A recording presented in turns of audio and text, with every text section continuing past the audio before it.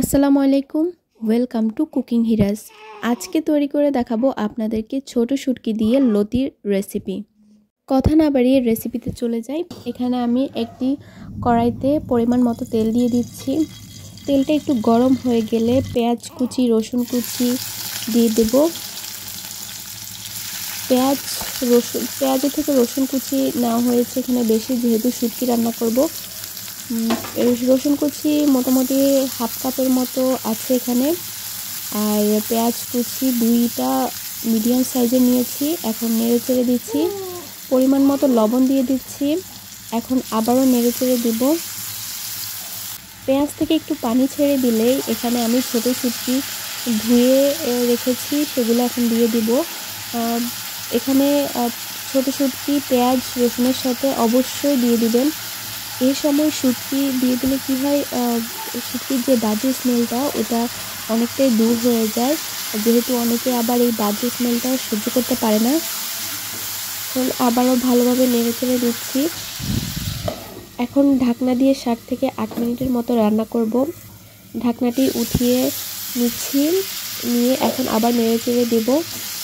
এই পর্যায়ে দেখুন শুটকি পেঁয়াজ রসুন কিন্তু অনেকটাই ব্রাউনিশ কালার চলে আসছে। এখন আবারও নেড়ে চেড়ে দিয়ে এখানে আমি 2 টেবিলের চেয়ে একটু বেশি মরিচ বাটা দিয়ে দিয়েছি। আপনারা চাইলে মরিচ গুঁড়াও দিতে পারেন। এখন একটু নেড়ে চেড়ে দিচ্ছি। একটু কষানো হয়ে গেলে এখানে আমি হলুদ গুঁড়া 2 চামচের মতো দিয়ে দেব। এখন আবারও নেড়ে চেড়ে দেব, একটু যাতে তেলের উপর ভাজা ভাজা হয় এই কষানোটা। এখন এই পর্যায়ে আমি একটু সামান্য পরিমাণে পানি দিয়ে দিব। পানি দিয়ে আবারও নেড়ে চেড়ে দেব। নেড়ে চেড়ে দেওয়া হয়ে গেলে এখানে আমি যে লতিগুলো রেখেছি ওই লতি দিয়ে দিব।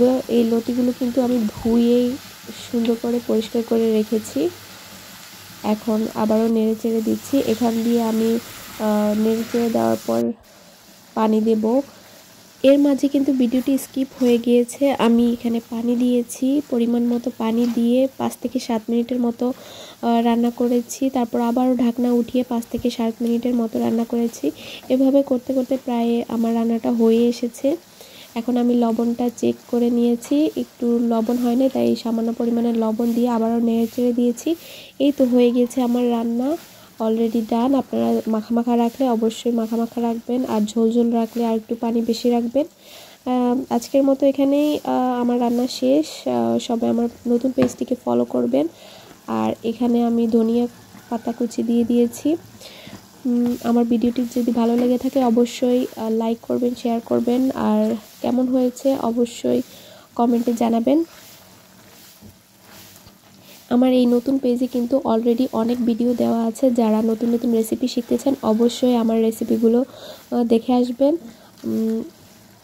ফ্রেন্ডস ফ্যামিলির সাথে অবশ্যই শেয়ার করবেন। আজকের মতো এখানেই বিদায় নিচ্ছি। আল্লাহ হাফেজ।